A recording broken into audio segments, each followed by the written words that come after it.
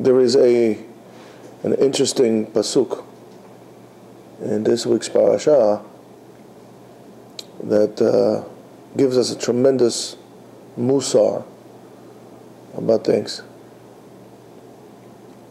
The pasuk says, "Vayas Moshe," that's in Pinchas, Bamidbar, Chav Zayin. "Vayas Moshe kasher tziva Hashem oto, vayikach et Yehoshua, vayamideu lifnei Elazar HaKohen lifnei kol ha'edah." And he took, Moshe did exactly as God had commanded him, and he took Yehoshua, right? Vayamideu, and he placed him in front of Elazar HaKohen, Elazar the priest, in front of the whole entire nation. ויסמוך את ידיו עליו ויצווהו כאשר דיבר אדוני ביד משה. And he leaned his hand upon him, and he commended him as God instructed Moshe to tell him. The next pasuk says, וידבר אדוני אל משה לאמור, צו את בני ישראל ואמרת עליהם את קורבני לחמי לישי. And after that it says that Hashem told Moshe, do the korban and so on and so forth. And that's the korban of Olat Tamid. So I think it's a very nice thing altogether when we have such a noble handing over, passing over of the torch to another person, and one leader to another leader, and maybe some of our quote-unquote leaders would learn how to be a little bit more graceful about that. A very noble thing, the way Moshe did. Hashem told him, put some of your prophecy on him. So put your hand, he put two hands. He did it from all his heart. However, Baal HaTurim brings us here something very interesting. Baal HaTurim says the following. On Pasuk Chav Gimel, he says, "Vayetzaveu ka'asher diber Adonai beyad Moshe," and he had commanded him as God commanded Moshe. And he says, "Tzivahu," he commanded him, "shelo levatel Torah v'tamid mipnei hamilchama," not to stop the practicing of learning Torah and bringing the Olah, the Tamid offering, because of war.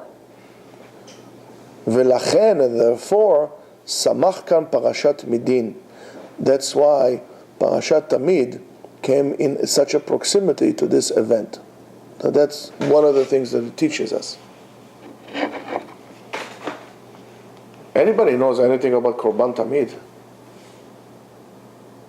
What's Korban Tamid? Huh? It's always brought. It's always, that's called Tamid, always brought. When do we bring it? Afternoon? No. Morning and afternoon. Morning and afternoon. We bring this. We always brought this. Korban Tamid was brought from the time it was commanded in the desert up until the destruction of the second temple, when the siege of Jerusalem had occurred. Even during the siege, the Jews used to put a basket down to the Romans with coins. The Romans will place a lamb, a sheep on it, pull it up, and then we'll bring the sacrifice. Until one time, instead of a little sheep, they put a pig, and then he puts his claws into the walls of Jerusalem, and the earth trembled. And then that was the end of Korban Tamid.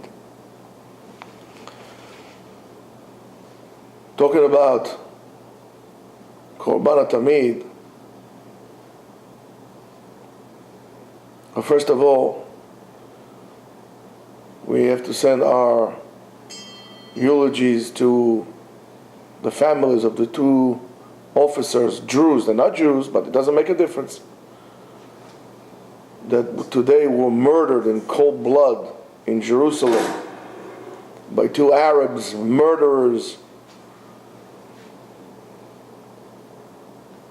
And they weren't Palestinians, they were Israeli Arabs. Those soldiers, those policemen, those two Jews have right away a entrance to the world to come because they died protecting Jews. Another policeman is also gravely injured.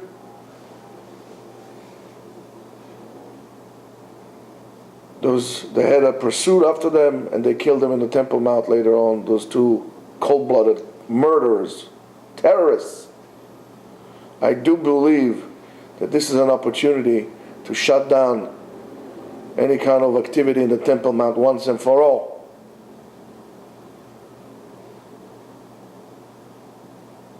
Terrible. And this is going to continue until somebody will decide to do what needs to be done and solve this problem of murderers once and for all. It's very simple. You want to live in the country with us, you need to respect the laws of the land. And if not, get out. Simple as that. Let's go back to Korban HaTamid.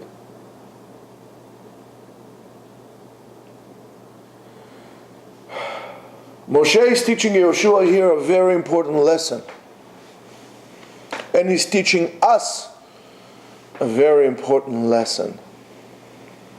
We know that when Yehoshua was in the Gilgal, the Gemara tells us, anybody knows which Gemara? Where the Gemara says that, Yehoshua? What happened there? Yeshua stopped learning. Yeshua stopped learning. As soon as he stopped learning one night, because what? They had a war. He saw the archangel coming to him, dressed up, ready for battle.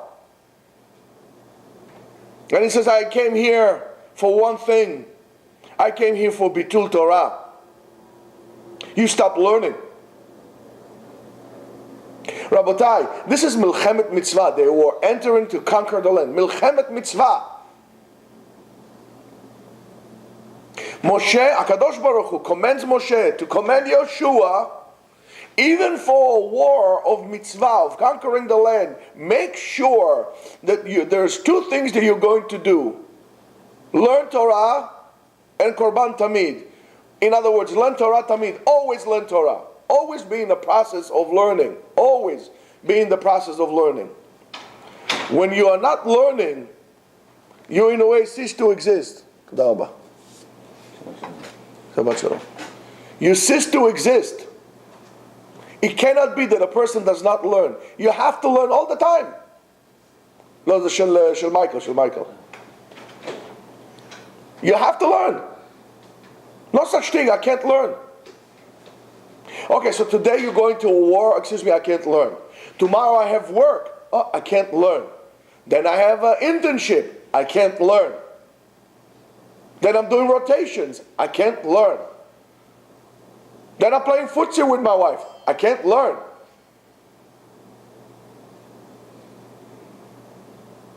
There's no excuse for you not to learn. You are a criminal, you're mitchayev, you are obligated in death. As you see Yehoshua, he came to kill him. The angel came to kill him. You're Bitul Torah. Are you playing with a full deck, you guys, who can't come because they have something else to do? I'm going to, where you been, honey? I went on vacation. You went on vacation. I'll give you a best vacation in your life. In Olam Haba, it's your vacation. You took off from work, you need to come here to learn. What does it mean, I can't learn? If you understand, look what Baal HaTurim says afterwards. Baal HaTurim says the following. It says on Chavchet Pasuk Aleph, Moshe le'emor tzav et, sof tevot, the end of the words, right? Hey, resh, vav, tav. Sof tevot Torah. Again, Moshe le'emor tzav et. ראשי תיבות תורה, לומר, to tell us, to teach us, to indicate to us, שהעוסק בתורה כאילו הקריב קורבן. You want to bring korban? Could you bring korban today? You cannot bring korban today. You can't. There's no mizbeach. There's no bet hamikdash. There's no kohen. There's nothing. You don't even know the difference between olah and asham, between chatat and truma, and nothing. So you're going to bring me korban? Yes. You are a universe inside. You are the Kohen Gadol in the temple in which you should have made to Hashem in your heart. And the Torah that you bring is your korban. We don't need Jesus. We don't need even a Temple Mount. Am Yisrael existed without the Temple Mount, without the temple, for 2,000 years. It doesn't mean we don't want it. But the existence of Am Yisrael depends on Torah, on learning, not on buildings.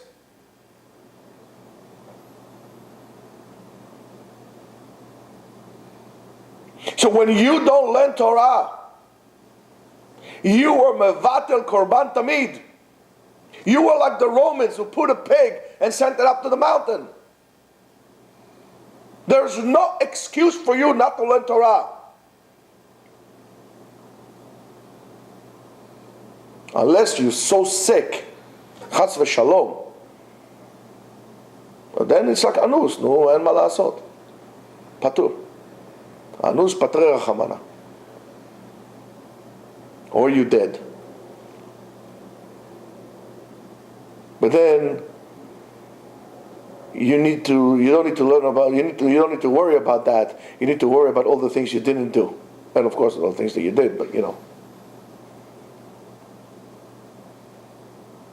You need to understand what does it mean to learn Torah. And you don't. If Yeshua, any of us today, on the level of Yeshua, I think you take all of us, put us one on top of another, we're not going to reach the ankles of Yeshua, how great this man was. He was almost put to death because he was mevatel Torah. Us? What do we have to stand for? He was going to Milchemet Mitzvah. You always need to be in action. Learning means that you are processing, you are moving. That is an indication of your lifehood. That means you are alive. You're learning. On that level, you're always alive, always in movement. If you're stagnant, you're dead. Our body is always moving. There's always movement in our body. Blood is flowing, and so on and so forth. If blood stops moving to a part of your body, it dies quickly. If the movement of energy in our body stops in its movement, we're dead. This is how severe it is. I have a meeting, Rabbi, I couldn't come. You learn an hour a day, some of you, unfortunately. An hour a day. Oh, Rabbi, I had a meeting. Okay. Let me ask you a question. If you know that your child, chas v'shalom, would have been an orphan if you didn't do something, would you go to your meeting? You don't understand, your life is dependent on that. And I'm not exaggerating. Listening to a tape in a car, or CD in a car, or watching something, that's not constitute of learning. Learning really needs to, that kind of keeps you going. Learning really means to labor. You need to get out of your world out there and come here to the Temple Mount. Here. Mikdash, the temple is here. And this is when you sit down and you learn and you labor, that's called Avodat HaKodesh. And you are priests. You are above time and place. The Gemara tells us every place that a shul or bet medrash is a stone from Jerusalem, from the Temple Mount, when it evaporated or destroyed, landed. So you are above time and space. You are right now in Bet HaMikdash, in the Temple Mount, learning, working, sacrificing. You're doing some work. You understand the spiritual level that one can reach by actually understanding and then tapping on into that. There's no time to sleep. There's no time for meeting. Do it afterwards. Schedule your meetings when you don't have Torah. Schedule your internships when you don't learn. You want to succeed? You do that. You want to have real meaningful life? You do that. If not, it is in your duty, under your watch, that the Korban Tamid has been extinguished. The fire of the Mizbeach has been extinguished. And the fire of the Mizbeach was always burning. And then all of a sudden you say, Rabbi, I don't know, it's not in me. Well, and that's too bad. You need to understand that. There's nothing more important than learning. Not your work, not your school, nothing. I don't care what your mama tells you. This is what I am telling you. That's what Baal HaTurim tells you. That's what the Torah is telling you. Torati, HaKadosh Baruch Hu tells us, Al ta'azovu, don't leave it. Why did the land was destroyed? Al she'azvu Torati, till they left my Torah. You think you're going to conquer the land with guns and tanks? You're wrong. Because all the guns and tanks, somebody has greater tanks than you and greater bombs than you. You think that little Israel could win a battle with Russia? They have thousands of nuclear heads. How do we do that? How do we do that? How do we win the land? Bekoach ha'emunah ubekoach ha'torah.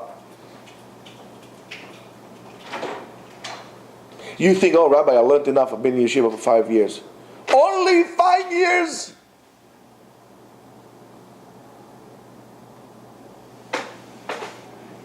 Come and talk to me when there's another zero there.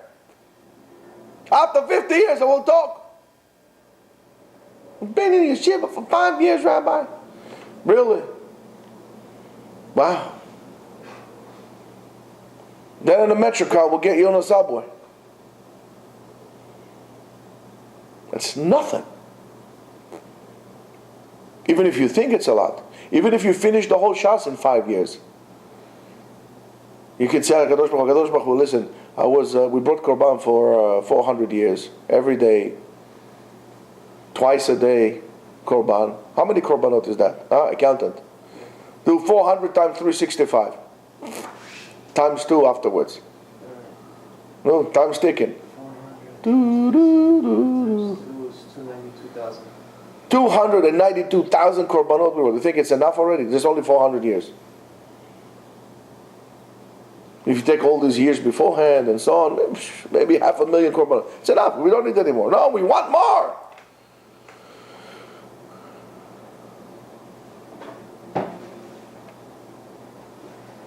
Did you bring 292 days in hours of Torah? Did you learn those yet? How much is 292,000 divided by 24? How much would that be? 12,166. Okay, and how many years is that divided? 33. 33 years. 33 years is 292 whatever 1,000 hours. 33 years. It took Maran Bet Yosef to write the Bet Yosef for 33 years. Look what he did in 33 years. You haven't even scratched the surface. You know what? I'll give you a discount. Don't come and talk to me after 50 years. Come and talk to me after 30 years, 33 years. You came to Yeshiva every day. And not for an hour, and not when you pick up the phone. Excuse me, Rabbi, it's very important, I gotta take it. What do you mean it's very important? The sky's falling? You here, you're dead. You're in a different world. It's not important to you. And since it's not important to you, Rabbatai, you mitchayev benafshechem. It's a danger to your life. Take this into heart. Tell this to people. Guide them. Give them a chance. You just heard it. Process it. And do something about it. Because you don't know when your call is going to come. I told you this before. Death is like a shadow. Tzal Mavet, the shadow of death, is always there near you. As much as your shadow is there, so is death. You need to make sure that you're ready at every given time. How are you going to make it go? Learn. Look at David HaMelech, look at so on and so forth. Don't ever tell me an excuse I didn't come to learn because of. The only because of is because I was sick. Talmud Torah keneged kulam. Shabbat shalom.